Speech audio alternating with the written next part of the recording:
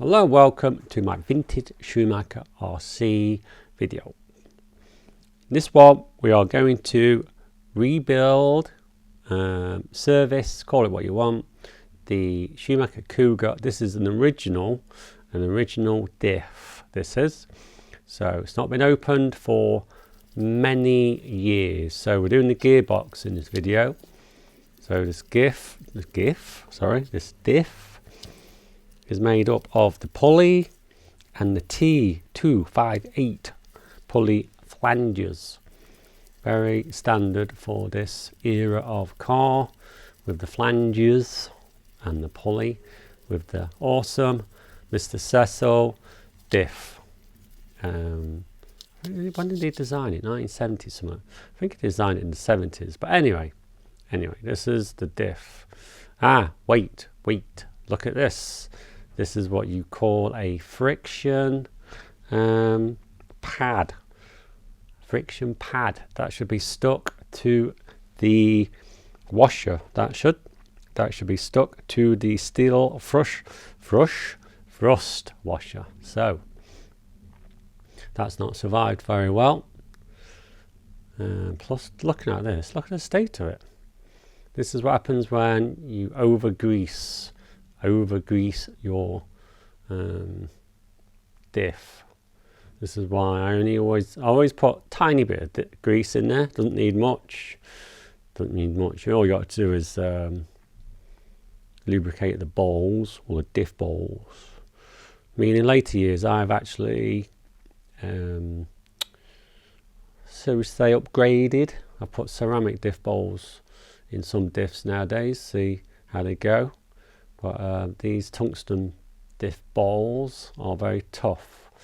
I don't even think you need to replace them, to be fair. But anyway, in this first bit of the video, I'm going to show the strip down of the diff after many years, and a fatal mistake which has been made in this diff. The friction paper, which you originally had to put in your diff, has been put on the wrong side of the steel thrust washer. Look, there's the steel thrust washer. You should see the friction pad, but that's from the other side. Don't get mistaken, that's the other side. This is from this. Where is it? It's on the side of the diff bowls. It shouldn't be there. It should not be on that side. It should be in the original manual. They say that you stick it to the steel thrust washer, and you do get some friction paper. The original part number was T245, and you actually stick that with super glue or epoxy to your steel thrust washer. But you then put the friction paper on the side of the washer carrier, which is T118. So the plastic washer carrier, which connects to your drive shafts, the friction paper goes towards that, and that is stuck onto your thrust washer. So the smooth side of the thrust washer intersects with the diff balls. So this one, the friction paper was on the wrong side. It was pointing towards the diff balls. But anyway, that's been stripped. I've taken that for a clean. I've given it a thorough clean, took it in my garage, cleaned it with mild solvent to get every single bit of grease out of it. So now we are left with no friction paper, unfortunately. So my plan, I have a plan in place. I'm going to manufacture some new friction pads. I'm using this 600 grade wet and dry paper, because I do recall that when I originally put a gearbox together, I do remember it being, I thought it was 800 or 600 wet and dry, but can't remember. So I elected for 600 in this one. I'm trying to recreate, in this video, a an exact build of an original gearbox. This is why I'm using the really nice brass bush. What do they call them? Is it? I can't remember what they call them. Them horrible brass things that you get instead of bearings, which I was very disappointed when I got my model. I had to go out and buy some bearings, which did impact on my pocket, Mr. Schumacher. I did have to, and you've got to buy bearings for these. I know it's a very, very cheap option to put the brass bush, let's call them bushers. I can't remember what they called them originally. Is it something like, I can't remember. I'm not even going to hesitate to try and think of what they're called. I just call them brass monstrosities. Might not even be brass. But anyway, I'm on this at the moment. I'm cleaning up, or no, I'm keying up this really, really shiny thrust washer. So my double-sided tape, my super glue and my friction paper has a nice key. So super glue should stick to the steel washer okay. Don't forget it's going to have pressure against it as well once it's in the gearbox. But anyway, that aside, I'm trying to recreate an original gearbox. So this is why I'm using friction paper. You know, in the Re models, I don't think they use friction paper. I think you just put it together. I think you just put it together as is. So I think I don't even know if you do any gluing. I need to reference the manual for that, but I'll have a look at that later. So anyway, I'm now going to glue said parts together with the super glue, and I'm going to get it out of the bag. Obviously, I do try and keep my super glue out the way. I do try and reuse it. I don't like wasting super glue, so I always double bag it and try and keep the nozzle clear, because it's expensive stuff. Why waste money when you don't need to? So anyway, yeah, you do actually glue your thrust washer to your bearing carrier in the Re. So we're just double checking, making sure. But you don't have friction paper. So this is quite a unique feature of the original gearboxes. Obviously this is quite standard for all the early gearboxes. You used friction paper. So I'm putting on copious amounts of super glue, and my forward thinking is, how am I going to turn these washers over? Because I haven't put any gloves on. So if you're going to mess around with super glue, make sure you're careful, because you don't want chunks of skin missing off your fingers. I mean, I didn't think of that while I should put some gloves on, to be fair. But anyway, what I'm going to do, I'm going to flick these over with my trusty scalpel. It's not my first choice, it's just the nearest thing I had, So I didn't actually want to get super glue on my fingers. So I'm going to flick these over, and I'm going to stick said thrust washers to the paper. Here you go. Went down quite nicely, didn't it? I mean, I think the original friction paper was, if we say 800 wet and dry, because this is 600 wet and dry. I did have some 800, but I just used this because, like I say, it was the closest I had. I couldn't be asked to go and find the 800, so I used this. That's it, really, being lazy. But anyway, it does the job, and it keeps it semi-original. I'm not sure if you can still buy actual original friction pads. I'm not even bothered looking, to be honest. So I've just made some. I think if you want to make some, it's not difficult. Not difficult. Just get some paper, some glue, and a sharp blade, and in about 10 minutes you'll have your friction paper stuck to your washers. So once these are stuck on, I'm going to come back to it. I do come back. I do leave them for a few days to get nice and dry. So this is why there's a bit of a gap in videos, because I've been waiting for this to dry sufficiently. Because you don't want to rush it. Why rush? Why rush? I do recall building my original car in about 3 or 4 hours. So I did actually rush that. So this time I'm taking my time and I'm letting the glue dry. But anyway, so if you want to know, the steel thrust washer part number is A220. And the friction paper, if you can ever hunt any down on the internet, is T245. That is the part number for friction paper, T245. And obviously the washer carrier is T118.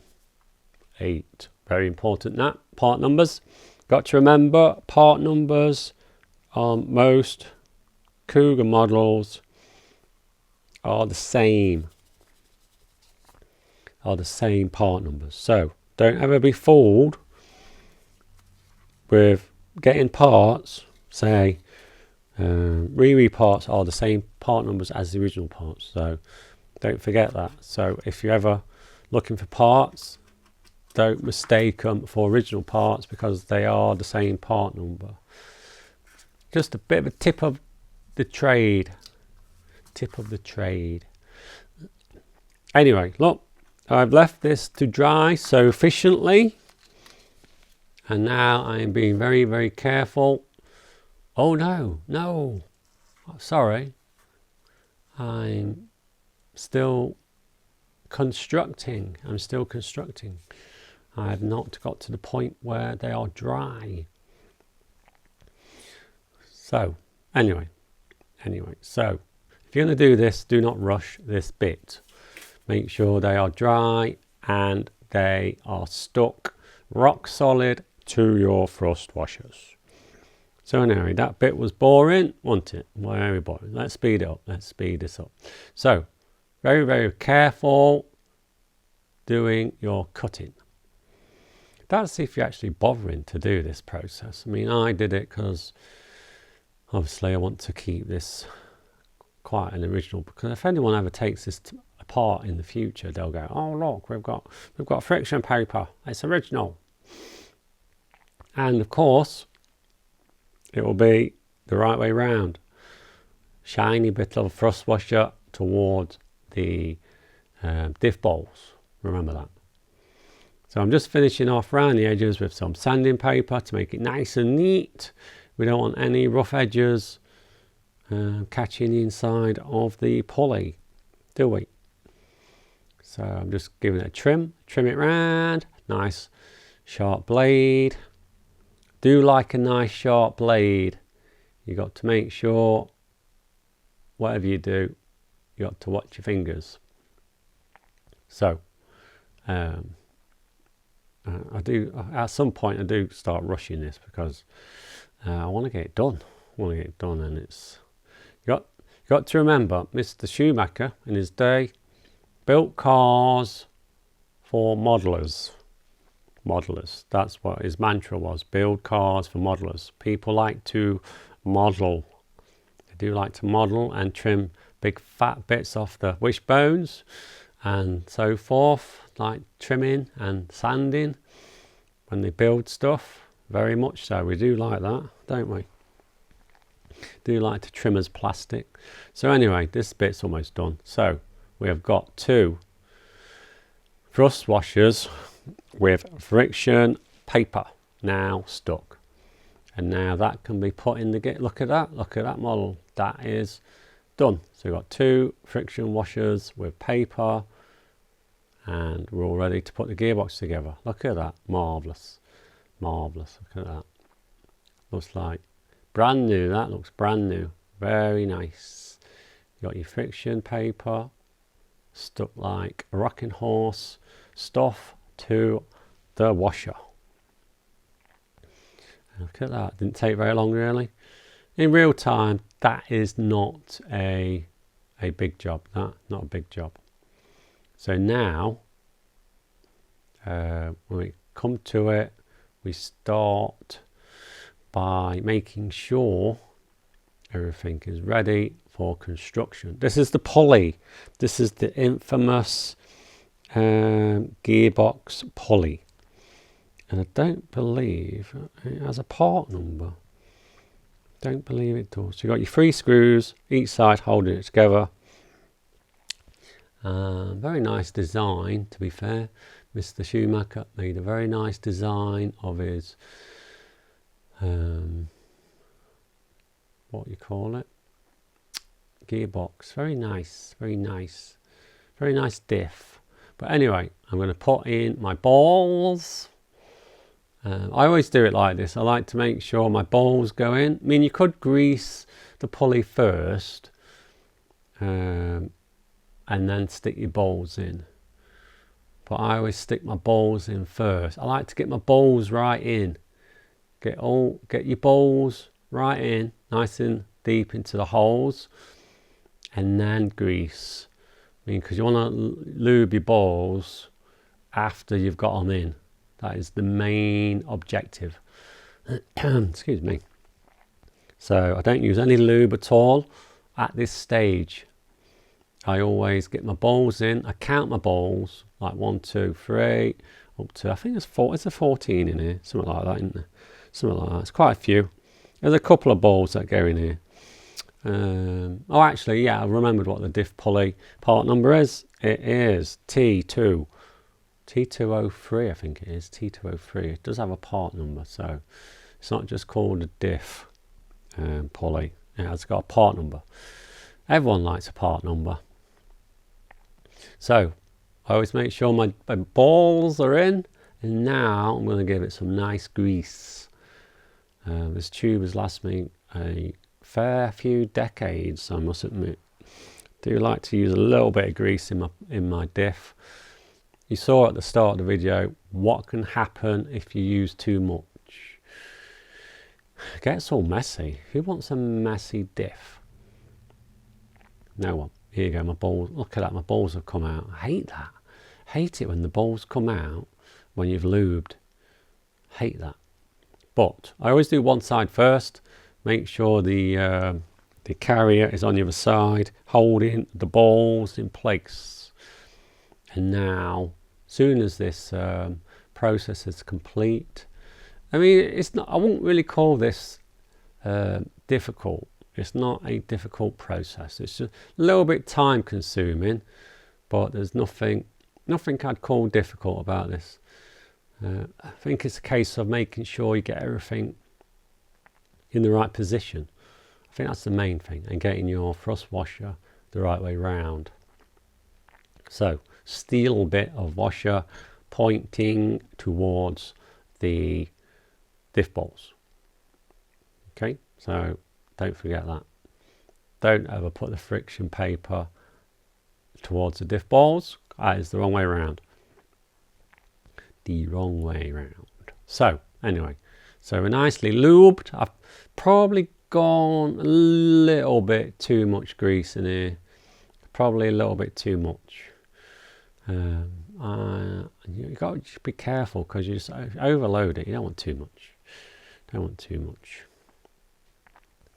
Don't forget, this is an original build. These parts are original, so I don't even know why I'm bothering to clean that. That is going on the greasy side. That is going on the greasy side of the diff bowl, so why am I cleaning it? I don't know. But anyway, this bit is now almost there. So we're talking original pulley, original what do you call them? Pulley flanges, original pulley flanges, and they're not They are original washers, but they are not. It is like reconstructed friction paper. So it is possible to make your own friction pads. So I wouldn't even bother trying to find any. I mean, in the manual it says put your drive shaft, rear hub, whatever you want to call them, rear hub drive shaft thingies in first. So I am going off manual. I do like to not bother following the manual. Should do, really. It does help. It does help if you use your manual. So with these screws, gets to a point where you think to yourself, I'm going to really rip them down and nice and tight. It's not always the case, because all you do is put pressure on the washer carriers. So might not help if they're too tight. So what I always do, I tighten them down, then find that very happy medium where the rear hubs turn freely without the what do you call it? It's called a rear axle. Is it called a rear axle? I think it's, yeah, they call it a rear axle. Rear axle goes through the rear hub. So, oh, anyway, we're not actually doing that part on this video. We're just building the gearbox to my specification. I am not going to attach the rear hubs and drive shafts at this stage, mainly because it's too much hassle. Plus, this gearbox isn't going to go, because this is an original gearbox that isn't going to go in the car.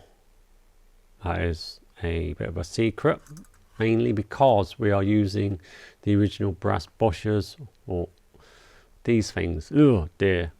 Well, thank you, Mr. Schumacher, for supplying them in the original model. This is an original build of an original gearbox with all the original parts. So we're going to use these pesky. They are quite heavy as well. They've got some weight to them. They've got some weight to them. So if you put bearings in, there's a considerable amount of weight difference, especially if you use these in the front of your car, which I haven't done. I've put proper bearings in.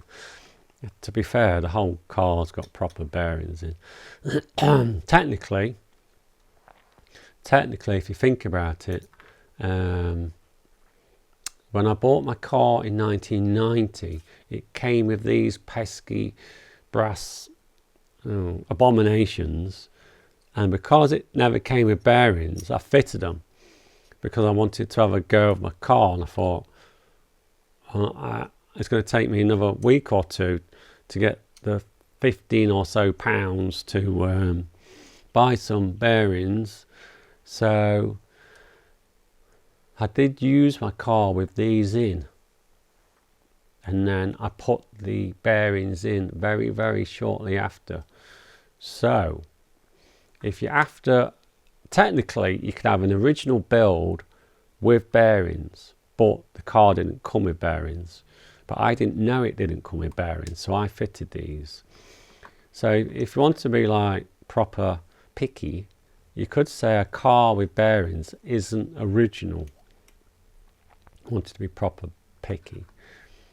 So so this gearbox is 100% original, because I'm using the abominations instead of bearings. So if you want to be historically correct, this is the way it was. But of course, if you saw, say, a Cougar, someone said they've got a 1990 Cougar for sale, and they say, oh, it's original, it's got bearings in. But you could argue the point that it shouldn't have bearings in, because a bearinged model was not original. But if the shopkeeper who sold you a model says, oi fella, it doesn't come with bearings, would you like to buy some? And you said, of course I would, Mr. Shopkeeper, how many extra pounds are they? Then technically you might have an original model with bearings, but that's debatable. That's an argument. That's an argument. But because I bought, say if I sold this model with these brass bushes in, and someone said, "Oh, has it got bearings in?" I said, "No, it's got brass bushes in." And they go, "Oh, it's not original." I said, "Well, technically yes, but if you want to fit bearings, then that's up to you. But an original model does not have bearings." So it's a very good debate if you wanted to have that argument, but we are not. We're not having that argument. But anyway, I'm just saying, keeping it real, keeping it real. So got to remember these brass bush things have sleeves inside them. So when the drive shaft hubs go into them, there is a sleeve. There's a steel sleeve that goes on, but we're not going to fit them on this video because the drive shafts aren't going to get fitted at the moment, not at this stage. So to be fair, the construction of this is very, very simple, very, very simple, very simple. So I've not been giving you many details. So the bearing housing is T081. That is the bearing housing. You can get some very nice metal ones, alley ones actually nowadays, and you can actually get some very nice modifications nowadays. The motor plates have always stayed the same. You can get carbon ones if you're lucky, but the original number is T180 for the motor plates. Nothing's really changed there. I've got some black ones, some anodized black ones. Apparently they're very good for heat dissipation. So I might use them. I've got a plastic gearbox that is for Club 10 with it's not got the conventional makeup. It's a completely plastic gearbox, which is quite nice. Quite a nice thing. The Club 10. Got to remember the Club 10 was entry level model. Entry level. But anyway, this gearbox is going together quite nicely. Nicely. The eccentrics, when you turn those, the eccentrics, to get your belt tension. Because what happens is they're off-centered. So when you turn them, they move the pulley in relation to the drive shaft at the top. So this is how you get your belt tension. It's nothing. Thing is, if you over tension your pulley or your belt, you will potentially cause damage to your drive shaft at the top. What do you call? Is it technically called a drive shaft? Would you call it a drive shaft? It's where the spur gear goes on. I think I want to call it a drive shaft. I think so.